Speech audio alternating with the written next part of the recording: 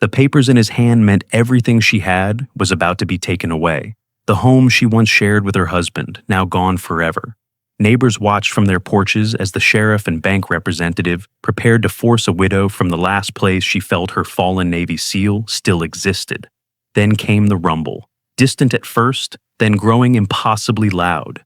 300 motorcycles appeared on the horizon, their leather-clad riders moving with military precision. The eviction team froze as the bikers surrounded the property, standing silent guard for one of their own. From which city in the world are you watching this video today? If stories of honor and loyalty touch your heart, consider subscribing for more real-life moments of extraordinary courage. Brielle Donovan gripped her coffee mug tightly as she watched the real estate agent hammer the "for sale" sign into her front lawn. The metal stake pierced the earth with each blow, each strike feeling like another wound to her heart. She had spent 3 years planting perennials in that very spot, flowers that Paxton had helped her choose before his last deployment. "Just keeping it warm for you," he had said, kneeling in the dirt beside her. "When I get back, we'll add those Japanese maples you've been wanting." The maples never came, neither did Paxton. The modest 2-story home in Oak Ridge, Pennsylvania, showed the unmistakable signs of deferred maintenance. Gutters sagging slightly at one corner, paint beginning to chip along the window frames, a shutter hanging just a bit crooked. Once meticulous flower beds now struggled against encroaching weeds. Inside, though, everything remained in precise order. Military precision, Paxton would have called it. Brielle turned from the window and surveyed her kitchen. The shadow box containing Paxton's medals hung centered on the wall, glass polished to perfection, even as dust gathered on other surfaces. Photographs of their life together adorned the refrigerator. Hiking in Colorado, their wedding day, Paxton in his formal uniform. In none of them was his face fully visible, always turned slightly away, caught in profile, or shadowed by a cap. That had been his way, present but somehow elusive, even in moments meant to be captured forever. Her mind drifted to the funeral, the weight of the precisely folded flag in her hands, her face obscured by the black veil, as neighbors and servicemen offered condolences that blurred together in her grief. With mechanical precision, Brielle sorted through the stack of envelopes on her counter. Final notice. Foreclosure warning. Payment overdue. Each one a different color, but all carrying the same message. Time had run out. The sharp rap on her back door startled her. Through the window, she could see her neighbor Winifred Patterson's silver hair gleaming in the morning light. The 72-year-old widow balanced a casserole dish in her hands, smiling apologetically as Brielle opened the door. "Good morning, dear," Winifred said, stepping into the kitchen without waiting for an invitation, a privilege earned through months of such visits. "I made that chicken and wild rice dish you seemed to like last time." Brielle accepted the offering with a practiced smile. "Thank you, Winifred. You shouldn't have gone to the trouble." "Nonsense. Cooking for one is just as much work as cooking for two, but twice as depressing." Winifred's eyes drifted to the stack of bills. "I saw the bank representative's car pull up earlier. Today's the day, isn't it?" Brielle nodded, placing the casserole in the refrigerator alongside 5 others, the neighborhood's way of acknowledging her situation without actually addressing it. "Mr. Whitley from Coastal Federal, 2 o'clock. Winifred clicked her tongue sympathetically. "It's such a shame what's happening. I wish there was something someone could do." The unspoken question hung in the air. Why hadn't Brielle done something herself? Applied for more assistance? Taken a second job? Sold the house months ago when she might have salvaged some equity? "Would you like some coffee?" Brielle offered instead of answering. "No, thank you, dear. I need to get back. Daytime television, you know." Winifred patted Brielle's arm. "You call if you need anything, you hear?" Both women knew she wouldn't call. Both women pretended the offer was genuine. As Winifred left, the mail carrier approached the front door. Brielle accepted the day's delivery with a nod. Another official-looking envelope that she added to the growing stack without opening it. She already knew what it contained. The hospital's billing department had been relentless. 3 surgeries, 2 rounds of experimental treatments, and 8 weeks in intensive care hadn't been enough to save Paxton. But they had been more than enough to exhaust their savings and modest military insurance. As if summoned by her thoughts, the phone rang. The caller ID displayed Providence Memorial Hospital billing. Brielle let it ring until the voicemail picked up. They would leave the same message they always did. Payment arrangements must be made, accounts in collection, possible legal action. The medical bills alone would have been difficult enough, but combined with the mortgage she could no longer afford on her teaching assistant's salary, they had become impossible. Brielle moved to the living room, where their wedding photos sat on the mantel. Paxton stood in his dress blues, his face turned slightly toward her instead of the camera, only his strong jawline and the edge of his smile visible. Even on that day, he had maintained the instinctive privacy that years of special operations had ingrained in him. She traced her fingers over the glass, remembering how he had felt that day. Solid, certain, eternal. "I don't know how to do this," she whispered to the image. "I don't know how to leave our home."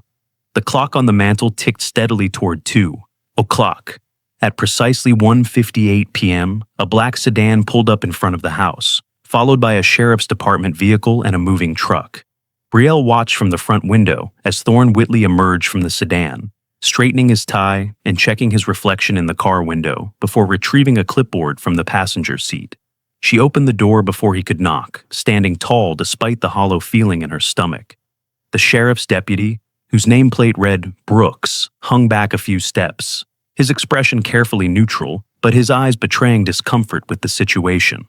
"Mrs. Donovan," Thorne greeted her with the practiced smile of a man who had done this hundreds of times before. "I believe you know why we're here today." "Mr. Whitley," she acknowledged, making no move to invite him in. "I received your letter." Thorne cleared his throat, glancing at the clipboard. "Yes, well, as outlined in our correspondence, your grace period expired last week. Coastal Federal has been more than accommodating given the circumstances, but business is business." Deputy Brooks shifted his weight from one foot to the other. "Ma'am, I don't like this any more than you do, but the law is clear. Once the bank has foreclosed and the eviction notice has been served, we're required to ensure the property is vacated." Brielle noticed movement across the street. Neighbors were beginning to emerge from their homes, drawn by the official vehicles and the moving truck. Some pretended to check their mail or work in their yards, but their attention was fixed on the unfolding scene. "I haven't packed," she said simply. Thorne sighed. "The movers will assist with that. Your personal belongings will be placed in storage for 30 days, after which time, if unclaimed, they become property of Coastal Federal to offset outstanding debt." "My husband built this house," Brielle said, her voice steady despite the tremor in her hands. "And I'm sure he did an admirable job," Thorne replied without real interest. "However, Coastal Federal now owns the property, and we have investors expecting to take possession by the end of the week." More neighbors had gathered now. Brielle could hear their murmurs. "She should have sold months ago," said Everest Granderson, a retired accountant from 2 doors down. "Would have at least walked away with something." "I heard she's been refusing government assistance," Tempest Quinn added from her front porch. "Too proud, I guess." Brielle clutched the folded American flag she had retrieved from the mantel, her knuckles white against the blue fabric. Deputy Brooks noticed the Navy SEAL trident tattoo on her wrist as she gripped the flag, identical to the one he had seen on decorated veterans. "Ma'am," he said more gently, "do you have somewhere to go?" Before she could answer, the moving men approached the house, clipboards in hand, ready to begin inventorying and removing her possessions. Thorne checked, his watch impatiently. "Mrs. Donovan, I need you to sign these papers acknowledging receipt of the final eviction notice and surrendering any further claim to the property." A memory flashed through Brielle's mind. The hospital room, with its constant beeping monitors, the smell of antiseptic, and Paxton's hand in hers. His skin had been so pale, the SEAL trident tattoo stark against his wrist. The doctors had explained about the rare cancer, likely caused by exposure to toxic burn pits during his deployments. The VA had denied full coverage, citing insufficient service connection despite his 16 years of service, including 7 combat tours. His last coherent words had been about the house. "I built this for you to always be safe," he had whispered.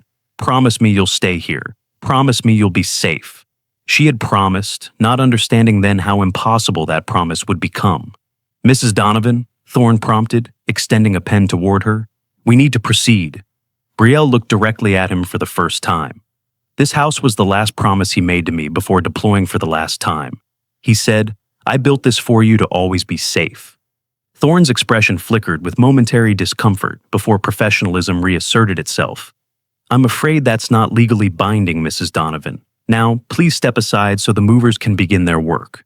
The first mover reached the bottom of the porch steps, a dolly in one hand and packing tape in the other.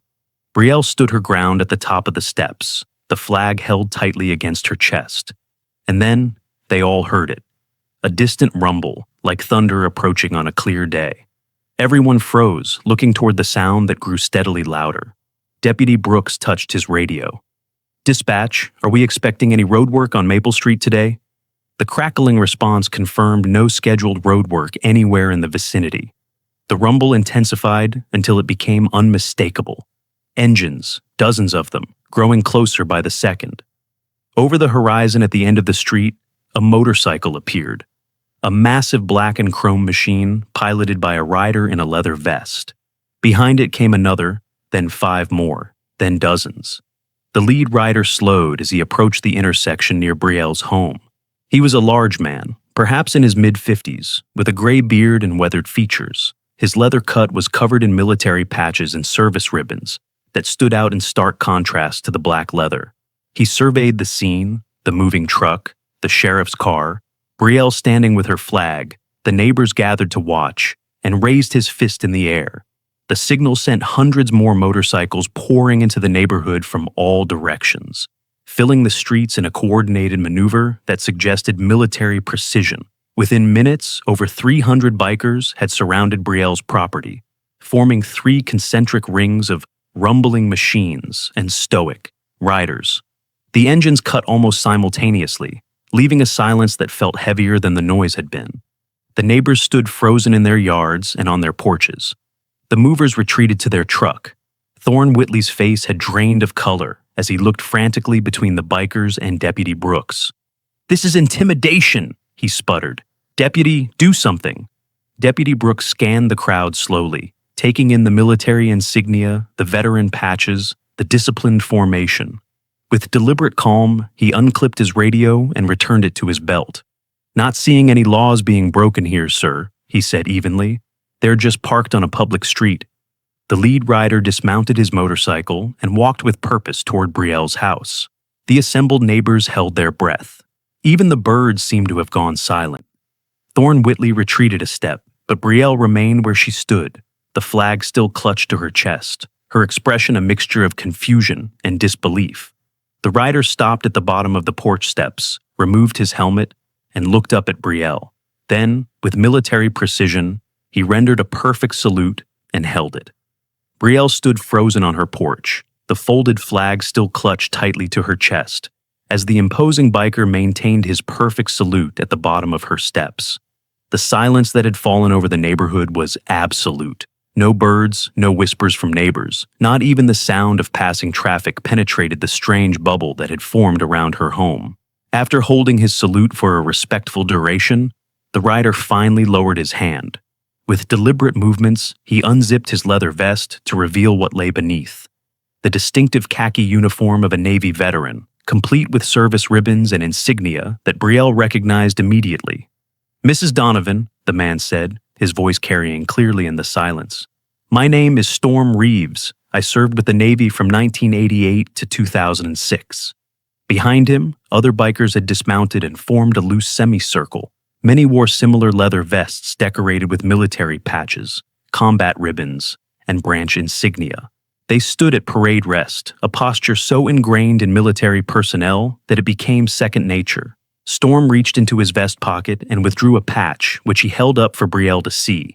It featured an eagle with spread wings above the words Operation Guardian, and below, in smaller text, "Never leave one behind." "Your husband, Corporal Paxton Donovan, was known to us," Storm continued, his weathered face solemn. "He saved my son's life in Kandahar, pulled 15 men out of an ambush when everyone else had given up. Special operators don't often get public recognition, but among those who serve, his name means something." Brielle's hand trembled slightly as she touched the seal trident tattoo on her wrist, the matching symbol to the one Paxton had worn. Storm's gaze shifted to Thorne Whitley, who had backed up several steps toward his sedan. "When America sends its warriors to fight," Storm said, his voice taking on an edge, "we make them a promise. We promise to care for them and their families, in victory or defeat, in life or death. His eyes moved back to Brielle. Paxton fulfilled his promise to his country. Now, we fulfill our promise to him. Deputy Brooks removed his hat and held it against his chest, a gesture of respect that did not go unnoticed by the assembled bikers or the stunned neighbors. "What exactly do you think you're accomplishing here?" Thorne demanded, finding his voice despite his obvious discomfort. "This property belongs to Coastal Federal now. These intimidation tactics won't change legal ownership." Storm didn't even turn to acknowledge him. Instead, he addressed Brielle directly.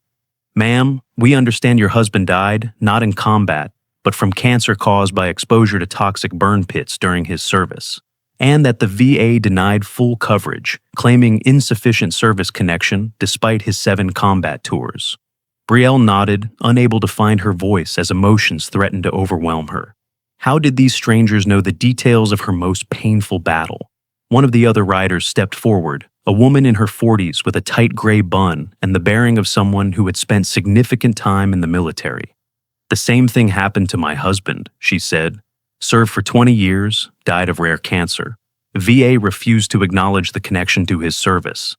"And my brother," called another rider from the formation. 2 tours in Iraq, respiratory failure 3 years later." Murmurs of agreement rippled through the assembled bikers, many nodding in grim understanding. Storm turned now to address the gathered neighbors, who had inched closer, drawn by the unfolding drama. "These men and women gave everything for this country. They asked for nothing but the promises we made to them. And when they came home sick and dying because of their service, the system abandoned them." His voice carried effortlessly, a commander used to being heard over the chaos of battle. Corporal Donovan didn't just serve his country with honor. After his medical discharge, he spent his remaining healthy days fighting for other veterans, testifying before Congress about toxic exposure, organizing support groups for families struggling with service-connected illnesses. This was news to many of the neighbors, who exchanged glances of surprise. Brielle had never spoken much about Paxton's advocacy work after his discharge, keeping his memory as private as he had kept his service. Thorne Whitley had retreated to stand beside his car now, phone in hand, as he spoke urgently to someone on the other end. "I need police backup at 1472 Maple Street. There's a mob threatening the repossession team." Deputy Brooks overheard and shook his head slightly. "These folks aren't threatening anyone," he said, clearly. "They're exercising their right to peaceful assembly." Brielle finally found her voice. "How did you know?" she asked Storm. "About Paxton, about today?" Storm's expression softened. "We have networks, ma'am. Veterans look out for each other. When we heard about the foreclosure, word spread through SEAL communities, then outward. Some of these riders came from 3 states away. Others have been on the road for days." The scale of the response began to sink in for Brielle. 300 motorcycles filled her street and the surrounding blocks, each representing someone who had dropped everything to come to the aid of a fellow veteran's widow. A woman most of them had never met. More vehicles were arriving now, not police cars as Thorne had requested, but local news vans drawn by the spectacular sight of hundreds of motorcycles descending on a quiet suburban neighborhood. Reporters emerged with cameras and microphones, taking in the scene with professional interest. The first rays of understanding began to penetrate the neighborhood. This wasn't a gang or a mob. This was something else entirely. A brotherhood forged in service, extending beyond active duty into civilian life, and even beyond death. Storm turned to the assembled riders. "Set up perimeter 1, he called out. And immediately about 50 bikers moved with practiced efficiency to establish what was clearly a security line around the property. Others began unloading supplies from saddlebags and trailers, folding tables, coolers, food. "What are they doing?" Thorne asked Deputy Brooks, his voice rising in pitch. "Looks like they're settling in," the deputy replied, making no move to interfere. One of the bikers, a woman who appeared to be in her 30s, approached with a folding chair for Brielle. "You might want to sit down, ma'am," she said kindly. "This could take a while." Brielle accepted the chair, sinking onto it as the reality of the situation began to settle over her. These people, these strangers, were prepared to stand between her and eviction, to use their physical presence as a shield against the machinery of foreclosure. Storm had moved to speak with several other riders who appeared to be in leadership positions, giving quiet directions that sent them to different parts of the property. One group began setting up what looked like a field kitchen on the front lawn. Another established a communication center with laptops and satellite equipment. "They can't just camp here," Thorne protested to the deputy, who was watching the proceedings with what looked suspiciously like approval. "Actually, sir, as long as they don't obstruct traffic or trespass, they can assemble peacefully," Deputy Brooks replied. "First Amendment and all that?" Thorne's phone rang again, and he stepped away to answer it, his gestures becoming increasingly agitated as the conversation progressed. Storm returned to Brielle's side. "Mrs. Donovan, I want you to know that we're not just here for show. While we maintain our presence, others in our network are working on more permanent solutions." "I don't understand," Brielle said. "You can't stop illegal foreclosure just by showing up." Storm smiled for the first time, a warm expression that softened his weathered features. "You'd be surprised what becomes possible when people start paying attention. Right now, 3 different veterans advocacy groups are contacting Coastal Federal's executive board. A legal team that specializes in veteran affairs is reviewing your case for VA benefits. And more importantly, he pulled out his phone to show her a web page. This is happening. On the screen was a fundraising page titled Operation Home Guard for the Donovan family. The counter at the top showed $47,000 raised in just 2 hours. Brielle stared at the number in disbelief. "How is this possible? Shared over 15,000 times already," Storm explained. "Every veterans group in the country, police and fire departments, military family networks. People want to help, Mrs. Donovan. They just need to know where help is needed." Tears welled in Brielle's eyes for the first time since the bikers had arrived. She had been so alone in her struggle, so isolated in her grief, that the sudden appearance of such massive support felt almost unreal. The reporters had begun interviewing some of the bikers, who spoke with unexpected eloquence about veteran suicide rates, medical bankruptcy among military families, and the systematic failures of support systems meant to care for those who had served. This wasn't just about one widow and one house. It was about promises kept and broken, about a covenant between a nation and those who defend it. As the afternoon wore on, something unexpected began to happen. The neighbors who had been watching from a safe distance started to approach, cautiously at first, then with increasing confidence. Winifred Patterson was the first, arriving with a large pitcher of lemonade and a stack of plastic cups. "I should have done this months ago," she said simply as she set up a drink station beside the bikers' field kitchen. Others followed, Everest Granderson wheeling over a cooler full of ice, Tempest Quinn bringing folding chairs from her garage. Even the teenagers from the end of the block appeared with extension cords and power strips so the bikers could charge phones and equipment. The community that had stood by in silent witness to Brielle's struggle was finding its voice and its conscience in the face of such a powerful example of solidarity. Deputy Brooks had been observing all this while maintaining a professional distance. Now, he approached Brielle, removing his hat as he drew near. "Ma'am," he said quietly, "I owe you an apology. My brother served with SEAL Team 4. He never talks about it, just like your husband probably didn't. I didn't make the connection until I saw their patches." He gestured towards several of the bikers who wore the distinctive SEAL insignia. "If I had known..." Brielle understood what he couldn't quite say, that he might have found ways to delay the eviction, to buy her more time, to help her navigate the system that had failed her. "You're doing your job," she said simply. "Paxton would understand that." The deputy nodded gratefully and stepped away as Thorne Whitley returned from his car, his expression tight but changed. The arrogance had been replaced by something closer to resignation. "Mrs. Donovan," he said, careful to keep his voice even, "my supervisor would like to speak with you." He held out his phone, and Brielle took it cautiously. "Mrs. Donovan, this is Regina Lancaster, Executive Vice President at Coastal Federal." The woman's voice was polished but had a note of urgency. "I understand there's quite a situation developing at your property." "Yes," Brielle replied simply. "In light of community interest, Coastal Federal is prepared to offer an immediate loan modification and waive all late fees and penalties accrued to date.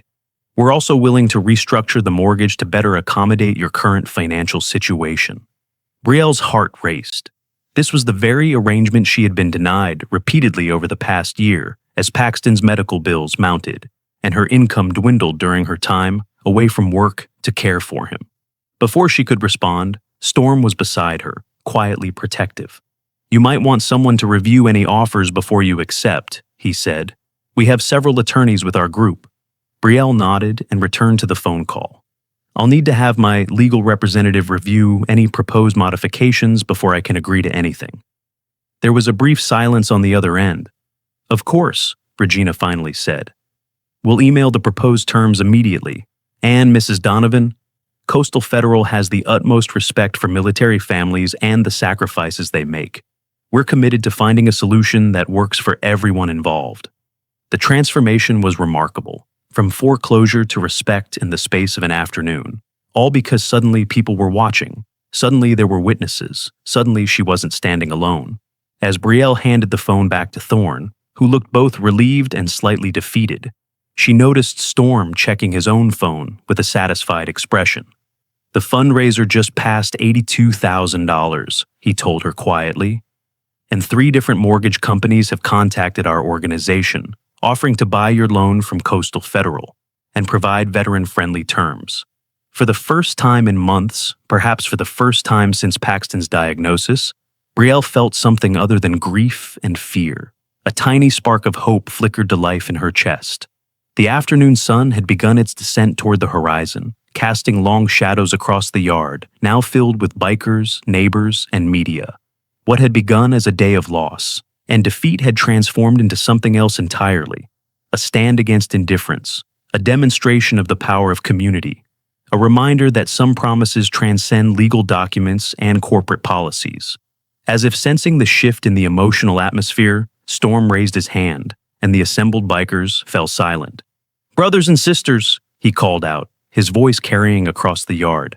"Phase 1 is complete. Coastal Federal has offered loan modification and waived penalties." A cheer rose from the gathered riders. "But we're not finished yet.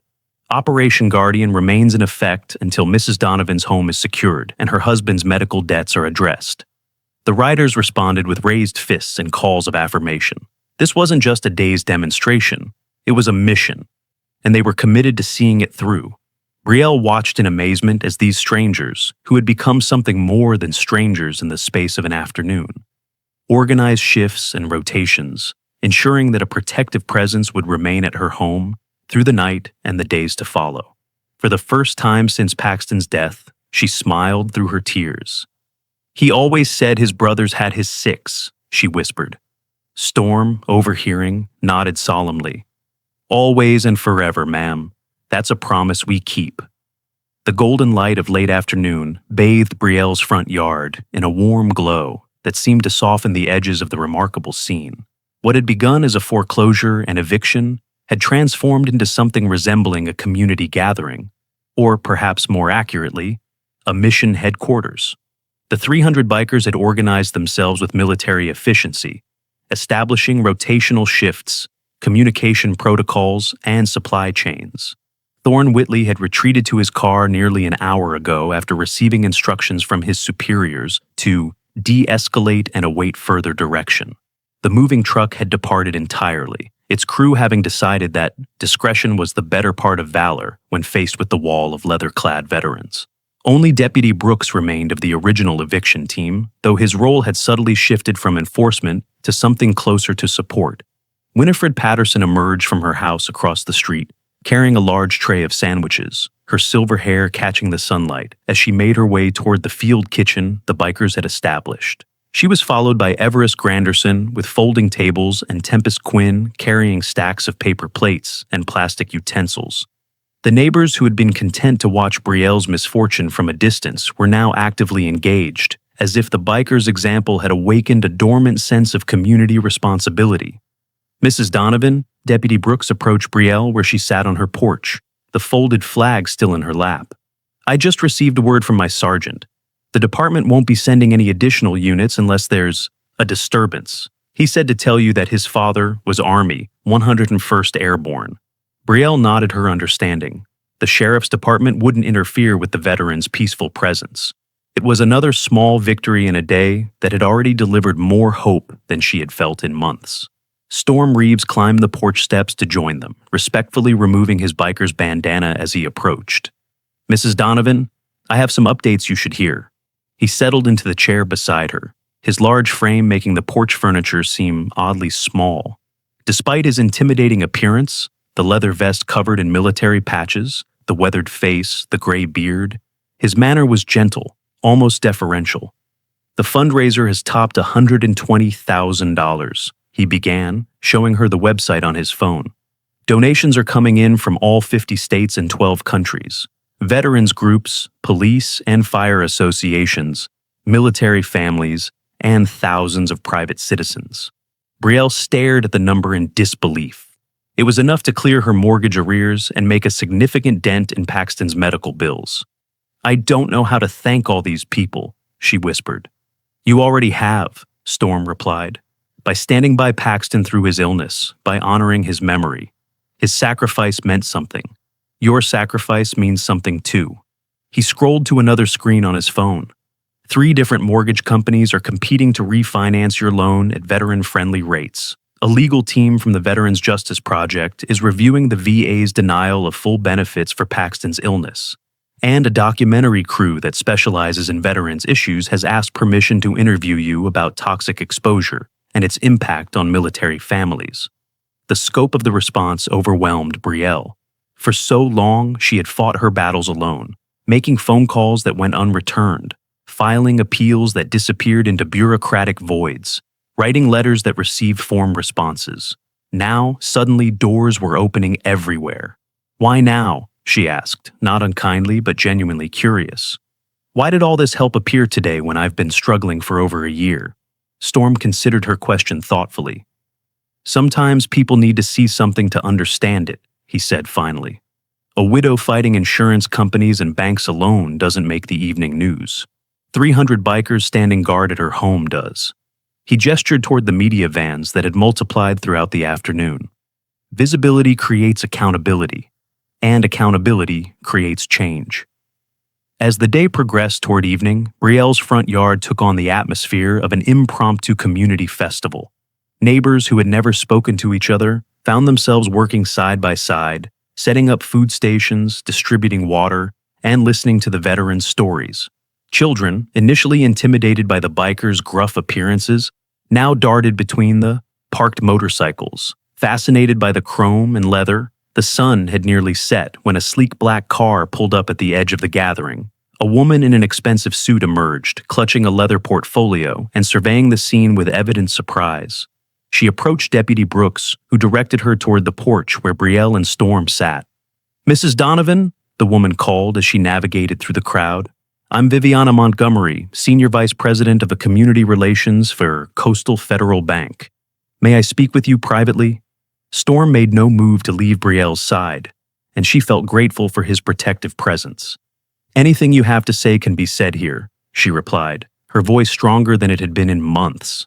Viviana glanced at Storm uncertainly before opening her portfolio. "I've been authorized to present a comprehensive resolution to your situation," she began, her tone carefully professional.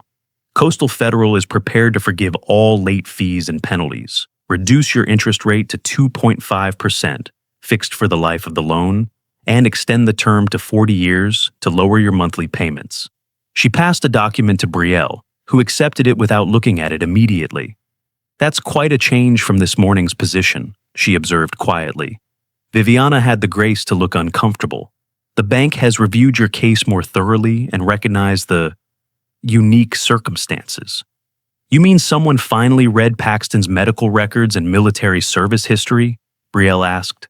"And the social media attention?" Storm added pointedly, indicating the news crews that were filming the conversation from a respectful distance. "Coastal Federal has always been committed to supporting military families," Viviana continued smoothly. "We regret that your case wasn't given proper consideration previously. The bank would also like to make a $25,000 donation to the veterans organization of your choice as a gesture of good faith." Storm leaned forward slightly. "Read the fine print, ma'am," he advised Brielle quietly. "We've got lawyers here who can review everything before you sign." Viviana's practiced smile faltered momentarily at his intervention. "Of course, you should take time to review the offer. We understand this is a significant decision." A man in his 40s wearing a Veterans Justice Project t-shirt approached the porch. Mrs. Donovan, I'm Callum Westridge, attorney with the VJP. We'd be happy to review any documents before you sign them. Brielle handed him the bank's proposal. Thank you, I'd appreciate that. As Callum took the papers and moved to a quiet corner to examine them, Brielle turned back to Viviana. Why did it take all of this? She gestured to the gathered crowd. To get the bank's attention. I submitted the same financial information and hardship documentation months ago. Viviana shifted uncomfortably. Processing delays, most likely. But we're committed to making it right now. Processing delays, Storm repeated, the skepticism evident in his tone. Interesting how quickly those delays get resolved when 300 veterans show up. Before Viviana could respond, Deputy Brooks approached the porch again. Excuse me, folks, but there's someone else here to see Mrs. Donovan. He stepped aside to reveal an older man in a suit accompanied by a younger woman carrying a briefcase. Mrs. Donovan, I'm Congressman Howard Lehman, the man said, extending his hand. I serve on the House Veterans Affairs Committee. When I heard what was happening here today, I wanted to come personally. Brielle accepted his handshake, stunned to find a member of Congress standing on her porch. Congressman, your husband's case has come to our attention, he explained, as have many others like it. The committee is currently reviewing legislation to address toxic exposure presumptives for veterans who served near burn pits and other hazardous environments. The woman beside him opened her briefcase and withdrew a folder. I'm Zara Weiss, the congressman's chief legislative aide, she said. We've already begun inquiries into the VA's handling of your husband's claim. Their denial appears to contradict their own recently updated guidelines on service connection for certain cancers. Hope, an emotion Brielle had almost forgotten, surged through her. Does that mean they might reconsider? It means they will reconsider, the congressman assured her. I've personally spoken with the VA secretary this afternoon. Your husband's case will be reviewed at the highest level. The implications were enormous. If the VA retroactively approved Paxton's claim as service-connected, it would mean substantial retroactive benefits, medical cost reimbursement, and ongoing widow's benefits that would secure Brielle's financial future. As darkness fell, the gathering showed no signs of dispersing. Portable lights appeared, illuminating the yard. Neighbors brought coffee and desserts. The bikers organized themselves into shifts, ensuring that a substantial presence would remain throughout the night, while allowing others to seek rest at nearby hotels or in offered guest rooms. Storm found Brielle on the porch, watching the activity with a sense of wonder. You should try to get some sleep, he suggested gently. Tomorrow will be another full day. I'm afraid to sleep, she admitted. Afraid I'll wake up, and all of this will have been a dream. Storm's weathered face softened with understanding. We'll still be here in the morning, ma'am. That's a promise. Why did you come? She asked suddenly. Not just you, but all of them. She gestured toward the bikers who remained, some standing guard at the perimeter of her property. Others gathered in small groups, sharing stories and coffee. Because someone needed to, Storm answered simply. Because your husband would have done the same for any of us. Because the promise we make to each other as warriors doesn't end when the uniform comes off. It doesn't even end with death. Brielle nodded, understanding washing over her. These people, these strangers who had become allies in the span of a day, were the embodiment of the brotherhood Paxton had spoken of with such reverence, the invisible bonds that connected those who had served, who had sacrificed, who understood what civilians never could. Morning arrived with golden light and the aroma of coffee and breakfast. True to Storm's word, the bikers remained, some who had stood guard through the night, others who had returned at dawn. Neighbors arrived with breakfast casseroles and fresh fruit. The media presence had grown overnight, with national news vans now parked alongside local affiliates. Brielle emerged from her house feeling more rested than she had in months. The desperate fear that had been her constant companion had receded, replaced by a cautious optimism. Callum Westridge, the attorney, approached with papers in hand. Mrs. Donovan, we've reviewed Coastal Federal's offer and made some adjustments that better protect your interests. Their representative has agreed to all our changes. He handed her a document with highlighted sections. In addition to the terms they outlined yesterday, they've agreed to reimburse all fees collected since your husband's diagnosis, and to establish a $50,000 fund for home repairs and maintenance. The transformation was remarkable. In 24 hours, she had gone from imminent eviction to a secured home with favorable terms, from crushing medical debt to the prospect of VA coverage, from isolation to community. As the morning progressed, Storm gathered the leaders of various biker groups for a conference on Brielle's front lawn. They spoke quietly among themselves before approaching her as a unified delegation. "Mrs. Donovan," Storm began, "with your permission, we'd like to establish Operation Guardian as a permanent initiative. What happened here? A veteran's family facing housing insecurity after service-connected illness.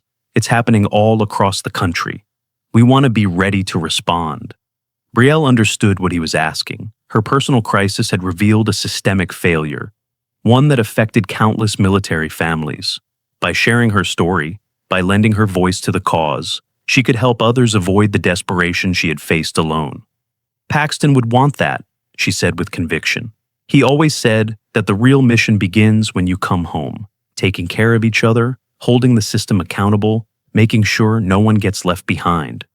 Storm nodded, satisfaction and respect evident in his expression. "That sounds like something a SEAL would say." 1 year later, Brielle's house looked transformed. The sagging gutters had been replaced, the exterior painted a warm blue, and the landscaping restored to the pristine condition Paxton had once maintained. A flagpole stood in the front yard, the American flag flying above the Operation Guardian emblem, an eagle with spread wings, and the motto, "Never leave one behind." In the backyard, Storm and several other riders who had become regular visitors worked alongside local volunteers to complete a memorial garden. Stone paths wound between flowering plants, chosen for continuous blooms throughout the growing season. At the center stood a simple granite marker with Paxton's name, rank, and the SEAL Trident emblem.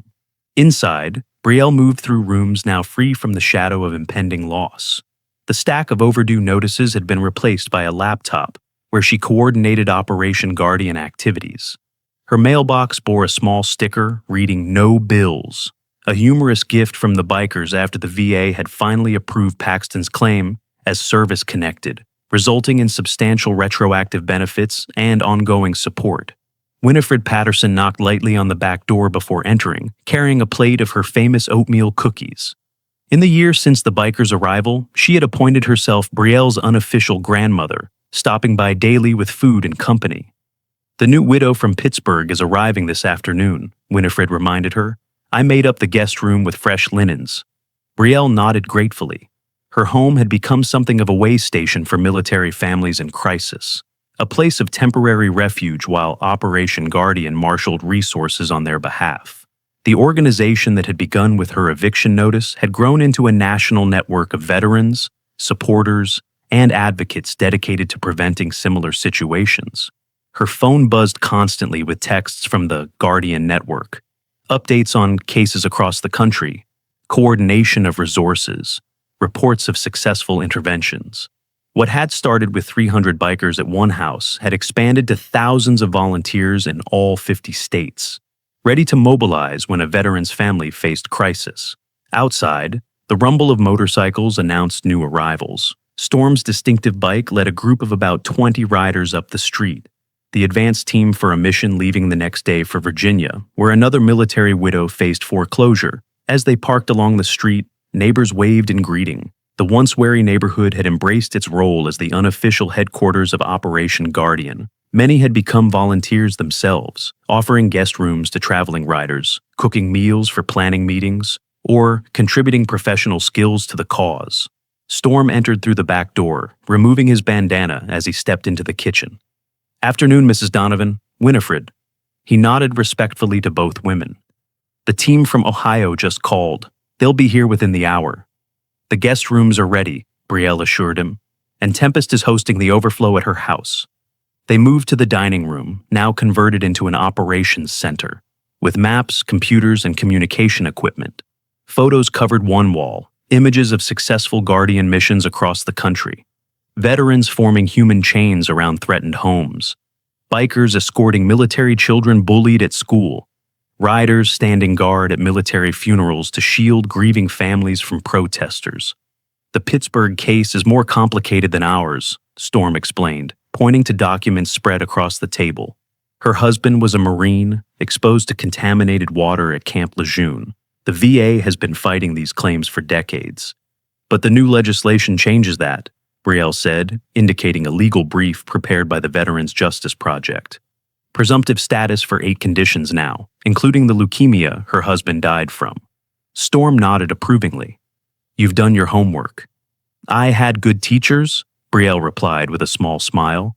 The past year had transformed her from a grieving widow overwhelmed by bureaucracy into an effective advocate who could navigate the complex systems that so often failed military families.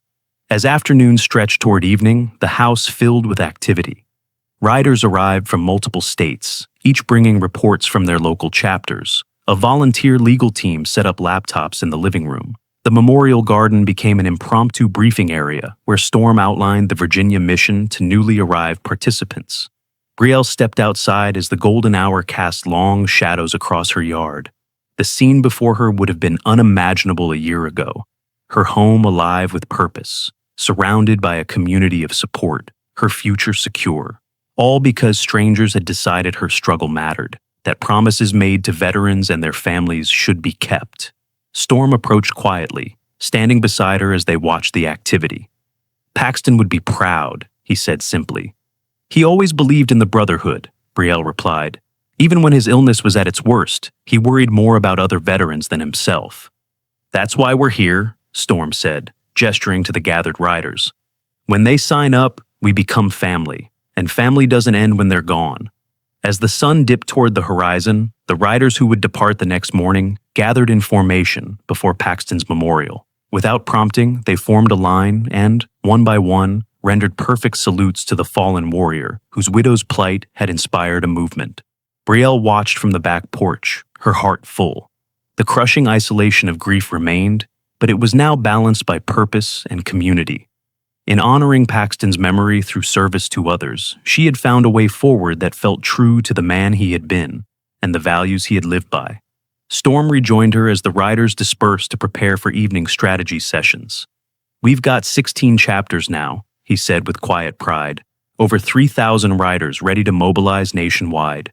Congressional hearings scheduled next month on toxic exposure compensation. 2 banks have created special mortgage assistance programs for military families. And it started with one house, Brielle marveled. One stand. Sometimes that's all it takes, Storm replied. One person willing to fight, one group willing to stand with them. The world changes when people realize they're not alone in their battles. As evening fell, Brielle's home shone with light and purpose, a beacon for those still fighting in the shadows, a testament to promises kept and brotherhood honored. The widow who had once faced eviction alone now stood at the center of a movement, carrying forward the mission her husband had begun, ensuring that those who served would never be abandoned, that their sacrifices would be honored not just in words, but in deeds. In the quiet garden where Paxton's memory lived on, the guardian emblem caught the last light of day, a reminder that some promises transcend death, that some bonds cannot be broken, that some battles are worth fighting even when victory seems impossible.